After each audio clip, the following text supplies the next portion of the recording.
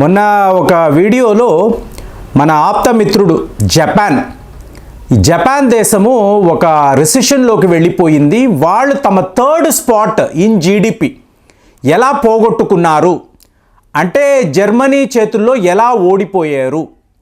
మీరు జపాన్ని గమనించారు అనుకోండి, 4.2 ట్రిలియన్ అమెరికన్ డాలర్స్. అదే మీరు జర్మనీని చూసారనుకోండి, 4.4 ట్రిలియన్ అమెరికన్ డాలర్స్. అంటే మీరు ఈ తేడాని గమనించారనుకోండి, చాలా చాలా మార్జినల్గా కనిపిస్తుంది. కాబట్టి ఆ వీడియోలో నేను ఒక ప్రిడిక్షన్ చెప్పాను. అంటే మీరు ఇవాళ జపాన్ జర్మనీని ఓడించడానికి 2026 వరకు ఎందుకు టైం తీసుకుంటారు? ఈ సంవత్సరము గట్టిగా ప్రయత్నాలు చేస్తే మనము 2024లోనే మీరు జపాన్ జర్మనీని కూడా ఓడించేవచ్చు కదా. అంటే ఇది ఎలా జరుగుతుంది? చాలామంది మిత్రులు అంత ఫాస్ట్గా మనము థర్డ్ పొజిషన్లోకి ఎలా వెళ్ళగలము, జస్ట్ ఇదంతా కూడా మనము ఎక్కువగా ఆలోచించుకోవడము. అంటే నిన్నటికి నిన్న ఒక వార్త, అంటే జపాన్ ఎలాగో రిసెషన్లో పడిపోయింది. జర్మనీ యొక్క సెంట్రల్ బ్యాంక్ వాళ్ళు ఏం చెప్తున్నారు అంటే త్వరలోనే జర్మనీ కూడా చాలా పెద్ద రిసెషన్ని చూడబోతుంది. అంటే 4.2 ట్రిలియన్ అమెరికన్ డాలర్స్ జపాన్ అంటే 4.4 ట్రిలియన్ డాలర్స్ జర్మనీ అయితే, ఇవాళ భారత్ అంటే ఇంటర్నేషనల్ మానిటరీ ఫండ్ వాళ్ళు ఇస్తున్న ప్రిడిక్షన్ ఏంటో చెప్పమంటారా? చెప్తే షాక్ అవుతారు. 2024 కల్లా భారత్ 4.11 ట్రిలియన్ అమెరికన్ డాలర్స్ను దాటిపోతుంది. అంటే మనము జస్ట్ ఊహించాము. ప్రిడిక్షన్ 2024లోనే మనం ఎందుకు ఈ పని చెయ్యలేము అని చెప్పి మాట్లాడాం ర్యాండమ్గానే, జస్ట్ ఏదో పెద్ద క్యాల్కులేషన్స్ కాదు. కానీ మీకు జర్మనీ సెంట్రల్ బ్యాంక్ ఇలా అనడము నిజంగా నాకైతే చాలా ఆశ్చర్యం.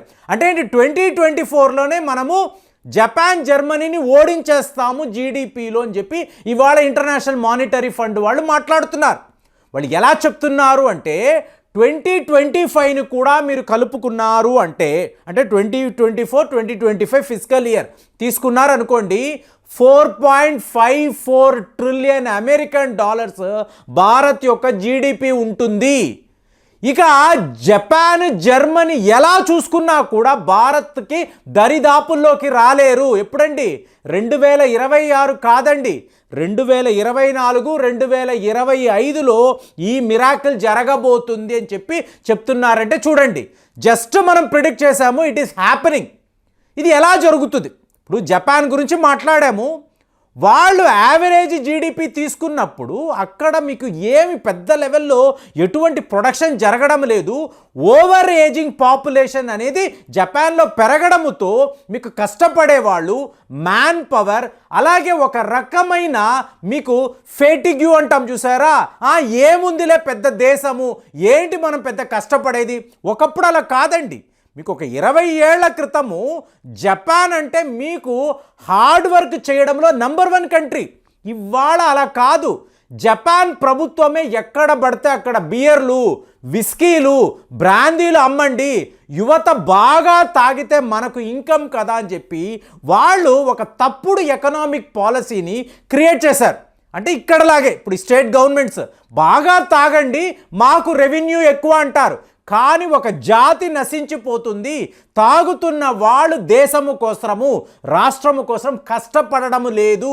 ఈ ప్రాథమిక సూత్రాన్ని జపాన్ వాడు ఎలా మర్చిపోయాడో, ఇక్కడ ఈ తెలుగు రాష్ట్రాల్లో ఎలా వీళ్ళు మర్చిపోయారో, సేమ్ కాన్సిక్వెన్సెస్ ఇవాళ జర్మనీలో ఉందా అంటే వాళ్ళ ప్రాబ్లమ్స్ టోటల్గా వేరండి. జర్మనీలో అంటే జర్మనీ అన్నప్పుడు యూరోప్ దేశం కదండి, యూరోప్ యూనియన్లో ఒక మేజర్ కంట్రీ. అక్కడ మీకు ఈ ప్రొడక్షన్ అనేదే సమస్య. జర్మనీ అంటేనే మీకు ఆటోమొబైల్ ఇండస్ట్రీలో మీకు అగ్రగామి దేశం. అంటే మీరు ఒక ఫోక్స్ వాగన్ అనండి, స్కోడా కార్లు అనండి, వీటిని మీరు భారత్లో చూసారనుకోండి, క్రేజ్ ఎలాంటి క్రేజ్ ఉండేది. ఇవాళ మీరు చూడండి, టాటాస్, మహేంద్రాస్, మారుతి కార్లు. సో వీళ్ళు ఈజీగా స్కోడా, ఫోక్స్ వాగన్ని ఓడించేశారు. సరే, మీకు లగ్జరీ సెగ్మెంట్ అన్నారు అనుకోండి, ఒక ఆడి అనండి, మెర్సిడీస్ బెన్స్ అనండి, BMW అనండి, ఇవన్నీ కూడా మీకు జర్మనీ దేశానికి సంబంధించిన మీకు దిగ్గజ ఆటోమొబైల్ కంపెనీస్. అలాంటిది ఇవాళ వీటికి పోటీగా ఒక రేంజ్ రోవర్ అంటున్నాం, జాగ్వార్ అంటున్నాం. ఇవన్నీ ఏంటి? భారత్కు సంబంధించిన టాటా కంపెనీ. అలాగే మీరు చూసారనుకోండి టొయోటో ఎంత అగ్రెసివ్ మార్కెటింగ్ చేస్తున్నారు. అలాగే కియా మోటార్స్. సో వీళ్ళందరినీ మీరు గమనించారనుకోండి, భారత్ ఈ ప్రపంచంలో బిగ్గెస్ట్ మార్కెట్ అండి. అలాంటి ఒక మార్కెట్లో జర్మనీకి సంబంధించిన ఇంత పాపులర్ ఆటోమొబైల్ కంపెనీస్ అంటే కార్ మేకర్స్, సో వీళ్ళు సరిగ్గా వ్యాపారం చేయలేకపోతున్నారు. గట్టి పోటీ ఉంది. ఇదే పరిస్థితే యూరోప్ యూనియన్లో చూసారనుకోండి, వాళ్ళందరూ ఒక తీవ్రమైన ఎకనామిక్ క్రైసిస్లో ఉన్నారు.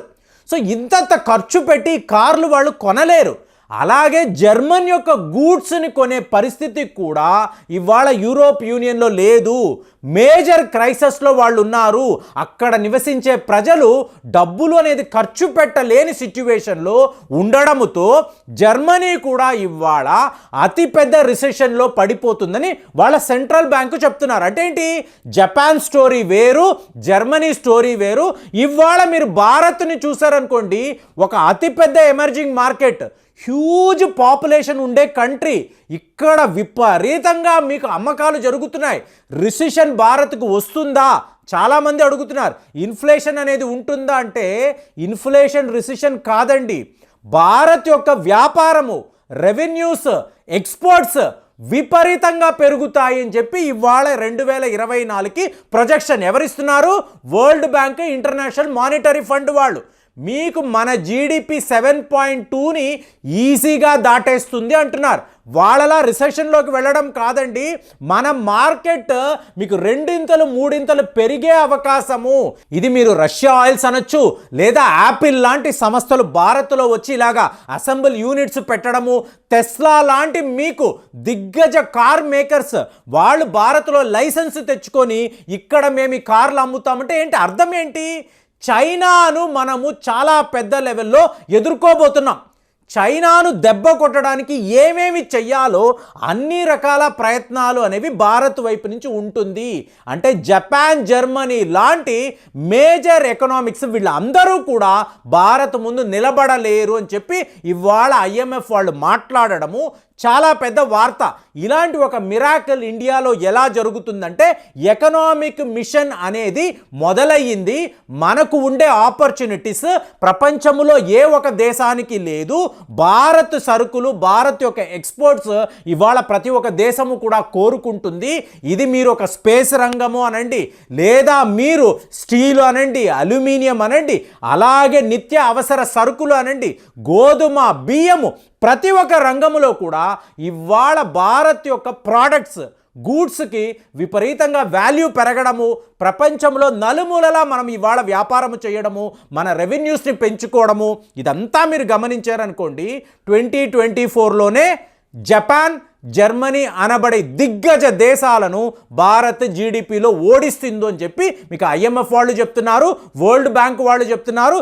ఇక్కడ ఇండియాలో మీకు ఇలాగ ఫైనాన్స్ మినిస్టర్, మనము చాలా ఈజీగా వీళ్ళని దాటేయగలము, అలాంటి అవకాశాలే మనకి కనిపిస్తున్నాయని నిర్మలా సీతారాం కూడా చాలా ధైర్యంగా, చాలా ఓపెన్గా వాళ్ళు చెప్తున్నారు. అంటే ఇదేదో వినేసి మనము చంకలు గుద్దుకోవడం కాదండి, రియల్గా ఇట్ ఈస్ హ్యాపెనింగ్. ఎందుకంటే మనకు అన్ని అవకాశాలు దొరికాయి కాబట్టి మనం ఇది చెయ్యగలం, చేసి చూపించగలం. సో దీన్ని ఆపడానికి చైనా వాడు ఏం చేయలేడు, అమెరికా కూడా ఏం చేయలేదు. ఎందుకంటే వాళ్ళు కూడా చాలా పెద్ద ఆర్థికపరమైన క్రైసిస్లో ఉన్నారు అనేదే ఇందులో ఉండే వాస్తవము. కాబట్టి ఇండియా ఇలాగ జపాన్, జర్మనీని ఓడించడము జీడిపిలో, సో దీన్ని ఒక మిరాకిల్గా, ఇండియన్ మిరాకిల్గా ఇవాళ ఆర్థిక నిపుణులు మాట్లాడుతున్నారు. అంటే మనము జస్ట్ ఊహించాము, 2024లోనే ఈ పని మనం చెయ్యగలము కదా అనుకున్నాము. నిజంగానే అలాంటి వార్తలు వస్తున్నప్పుడు చాలా చాలా సంతోషంగా ఉంది. మరి దీని మీద అసలు మీరు ఏం ఆలోచిస్తున్నారో ఒక్కసారి కామెంట్స్లో తెలియజేయండి. మళ్ళీ వచ్చే వీడియోలో కలుద్దాం. జై హింద్.